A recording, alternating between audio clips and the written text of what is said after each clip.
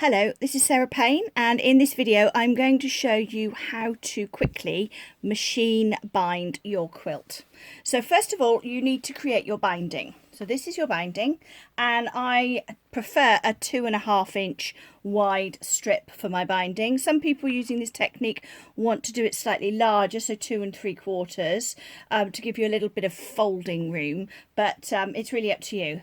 Then what you do is you take your strips and you're going to put them right sides together, just like this.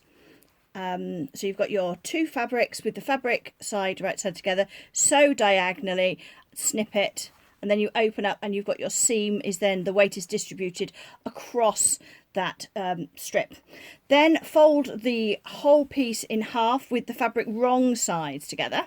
So this is the right side of my fabric on the outside, and basically create one really long piece. When working out how big you need this to be or how long you need this to be, measure the 4 sides of your quilt, well, 2 of them, and double it basically, because if you've got a square they'll all be the same, but if they're rectangular, either side and the top and the bottom will be the same.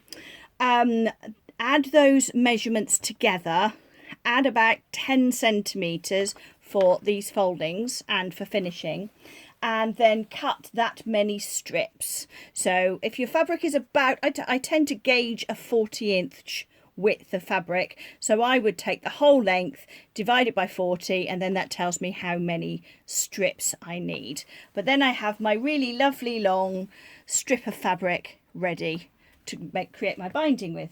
The next thing I would suggest is always use a walking foot if you can for your binding, because stuff's going to slip, and you've got all those layers, and it's really annoying if you've trimmed your lovely binding, your lovely quilt and everything like that, and then stuff starts to drift. So this is your walking foot. So to put your walking foot on, you are going to take the screw, or take your screwdriver to your screw, loosen off that screw and remove the whole foot, including that ankle piece. There we go. And then this is your walking foot. Now this piece here needs to be attached to the screw that holds your needle in place, so this screw here. Some of these will have a bar fitting, which means it just sits on top. This one has like a little hand, which means it goes either side. So what we need to do is lift up that needle a little bit, pop the screw in place, but also at the same time make sure that that hand is going around that part of the needle. So I'm just going to tighten this up with the screwdriver. This is a coin screwdriver that came with my sewing machine. Tighten that up, drop that down, and as you can see, as that goes up and down, it moves these teeth here. So these are basically replacement feed dogs. They're feed dogs on the top of your fabric, as well as having feed dogs on the bottom. This means that all of your fabric is pulled through at the correct speed. Next we have our quilt. Now I have taken my quilt and I have trimmed it to size, and here it is in my in shot here. So this is my quilt, and basically when we start quilting with when we start binding, your quilt top should be finished. So I've done all the quilting, I've trimmed everything. You can, if you want to, do a basting stitch along the very edge here. Now a basting stitch is a large excuse me, a large size stitch, which you would do about an 1/8 of an inch from the edge, so that it's hidden inside your 1/4 of an inch seam allowance. You also do it big, so that if you do need to remove it, you can actually see to remove it. That's very handy. So I'm going to take my binding, and I am going to put the raw edge of my binding and hold it up to the raw edge of my quilt. Now I'm going to leave sort of 6 inches dangling free, and you will see why we're going to do that when we get to the end. And I choose to start and stop my quilting sort of on the bottom, but not too close to a point. So in this case it's about 12 inches from the bottom edge. I'm also going to move my needle with this machine, that's the adjusting the stitch width, so that I've got a 1/4 inch, and I'm going to do a little stitch forwards, a little stitch back, just to secure my fabric. Now what I'm going to do is I'm actually going to smooth this out and stitch, move my quilt out. It's useful to make sure you've got nothing sort of behind getting in the way, but I am going to do a 1/4 inch stitch, seam allowance, through all those layers.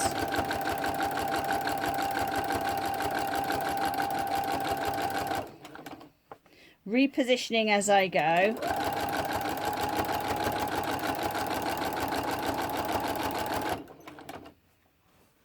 And then what we're going to do is right before the very end, this is the end of my piece of fabric here. So this is or the end of my quilt, I should say.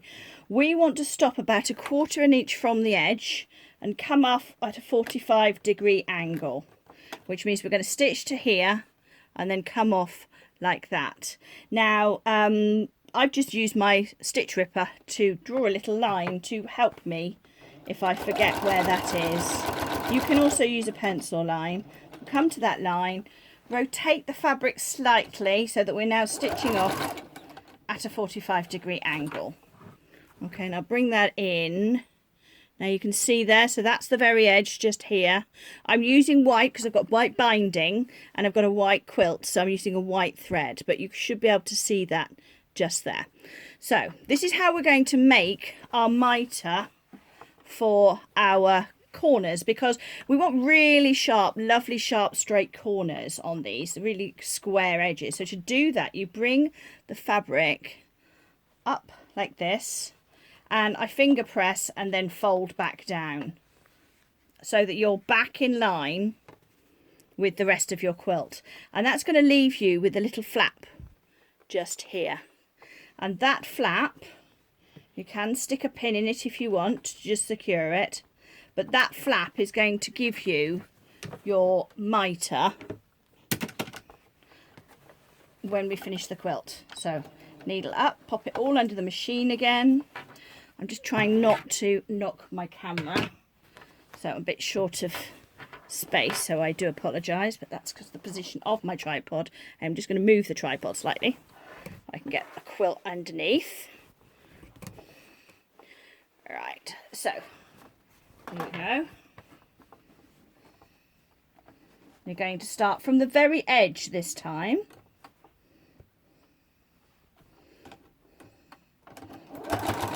And again, also from the very top, rather, top of that flange. And then continue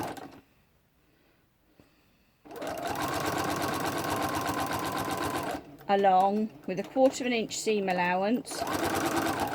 Remember, this is a walking foot, not a running foot, so take it quite slowly. And if you start to drift just a little bit there, I have, just because the weight of the quilt, I'm starting to drift off at a slight angle, which I don't want to do. We can just go back and stitch further to this side. Just continue stitching slightly further to the left.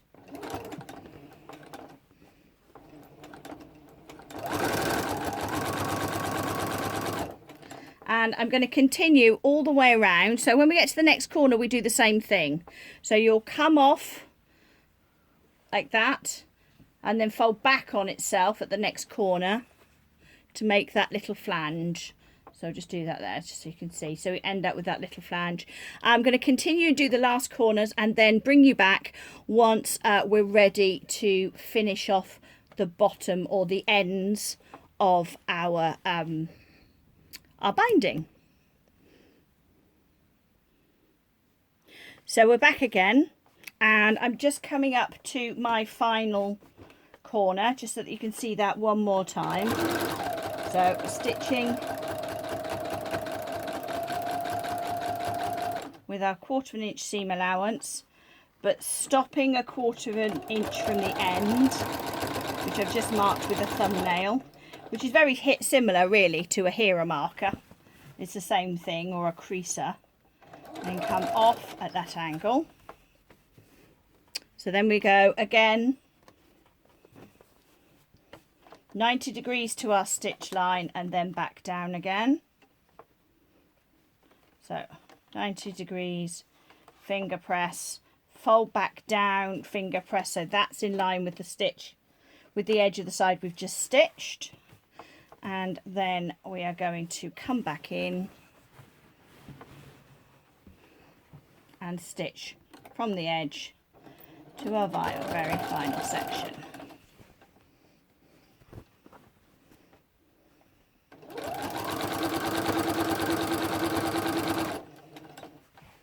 Now we're coming towards the section where we'll meet up with the beginning. This is our final edge.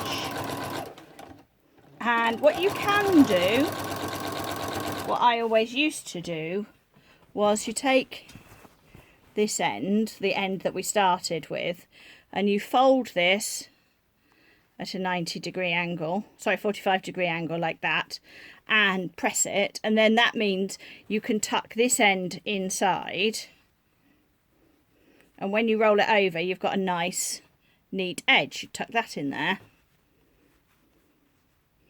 and then fold it over and it's all finished nicely. Well, that's one way of doing it, but I'm going to show you another way of doing it where it doesn't add any bulk at all. So what I'm going to do is I'm going to stop and do a couple of back stitches to about 10 to 12 inches from where I started. So this is where I started and this is where I finished. Okay, and the reason for that, let me just turn this slightly sideways so that you can see what I'm doing, is it's much easier to do this when we've got a lot of fabric to sort of play with. So what we're going to do is we are going to cut this top piece of fabric, all right, so that it is 2.5 inches longer than the bottom piece.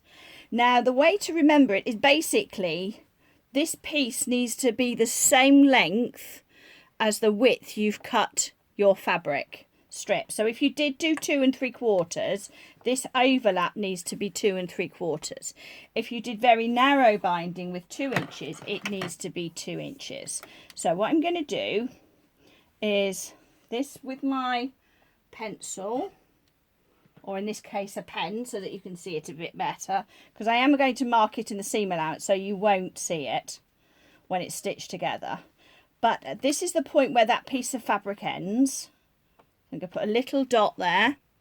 I'll just put a little dot there, and then 2.5 inches away from that dot I'm going to put another dot. All right, move my ruler and chop at that point. Okay, so that dot represents where that piece ends. So there's my little dot.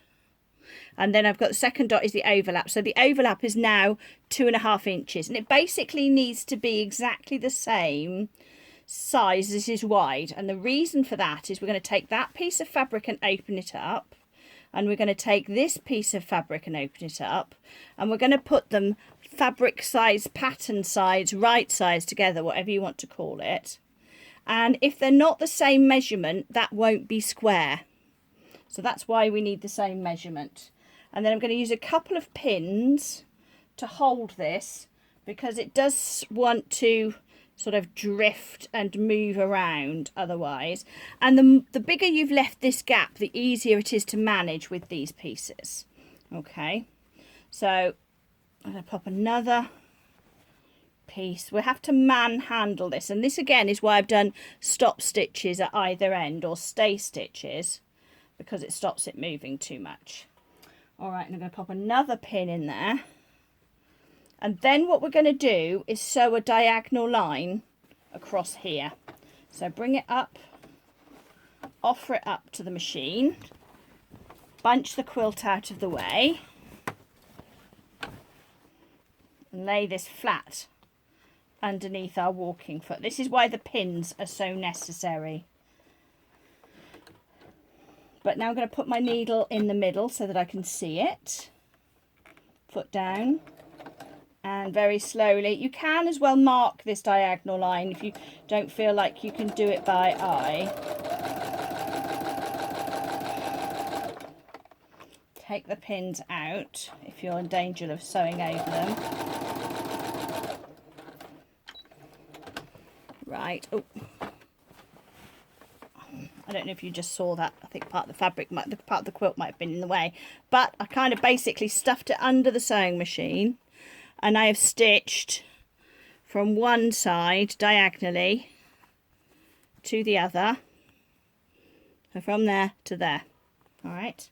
Then we open this up, and if I just turn it back to the front again, you will see that this will now lie flat. Okay, always check this before you cut anything, because this is the point where you can unpick it and do it again, but that should lie flat. So now I'm going to pull this section out and cut that off at 1/4 inch. All right, and I also like to sort of finger press that little edge bit there, because there wasn't any there before. Now we're going to go back to the machine, and I'm going to set it back to 1/4 inch and back to where we stopped.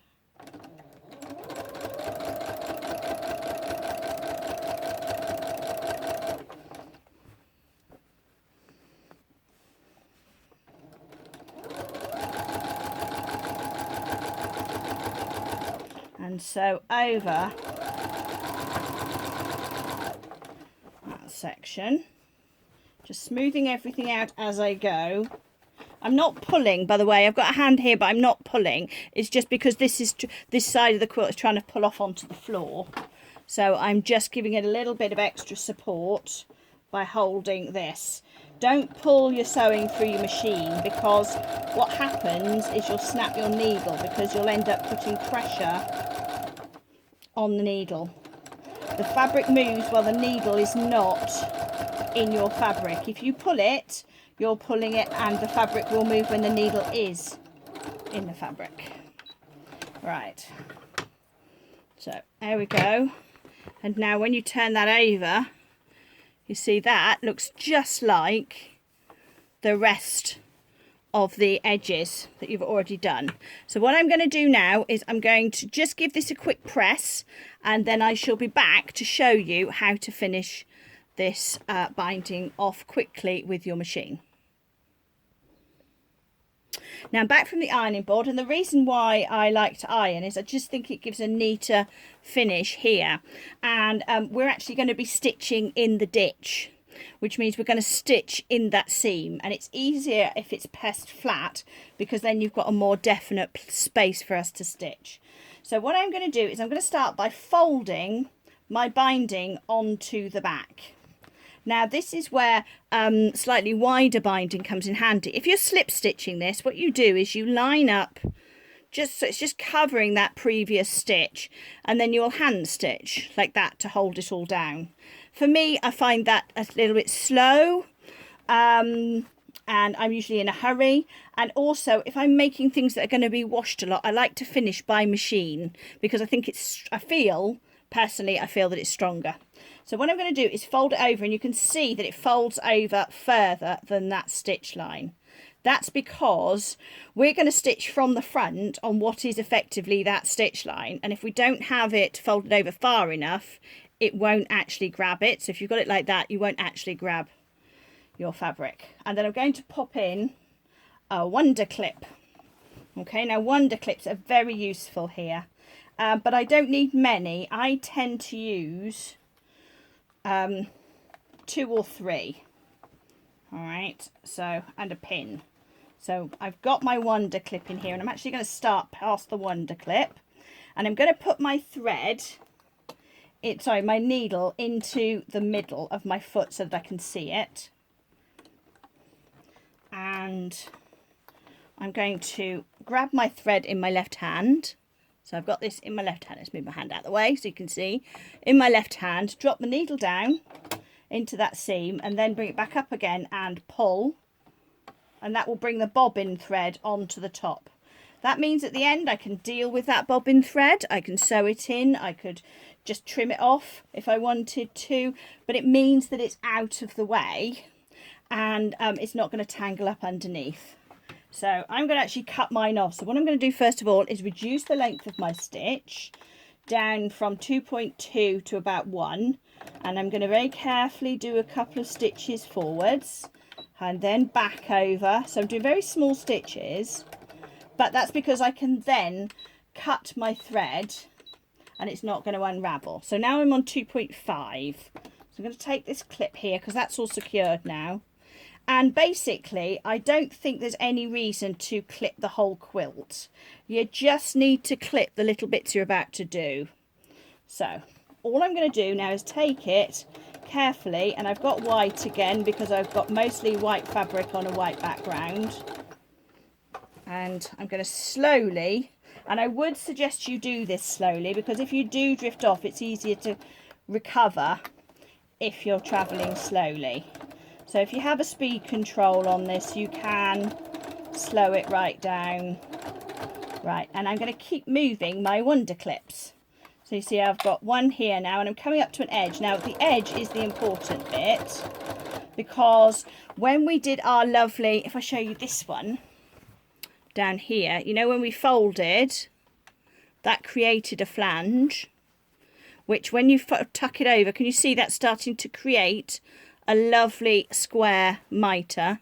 And if you fold that underneath and create a mitre on the back, you get a lovely square point. So that's what we're going to be doing now.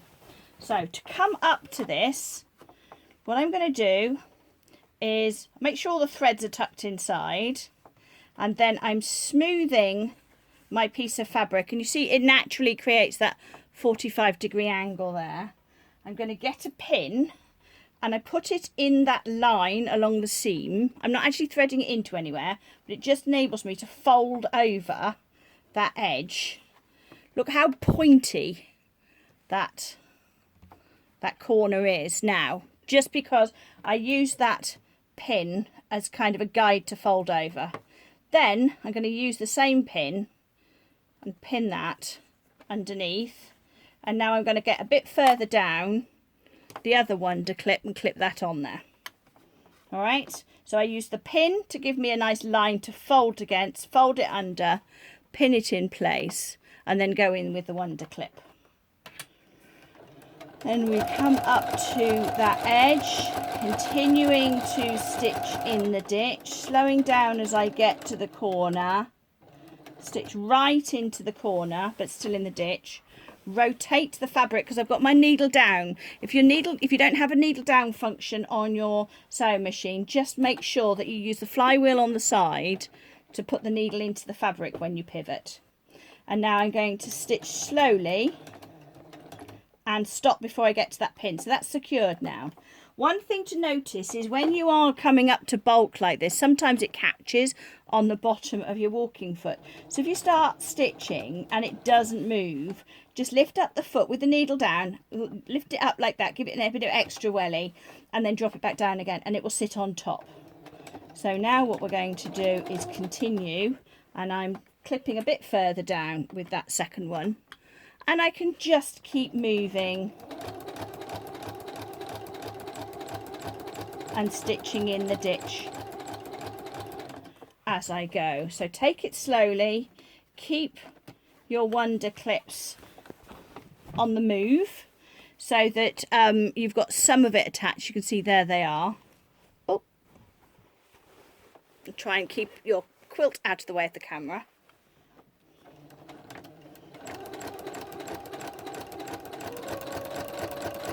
And then continue all the way round. Now just do a little bit more so that you'll be able to see the back, what the back looks like.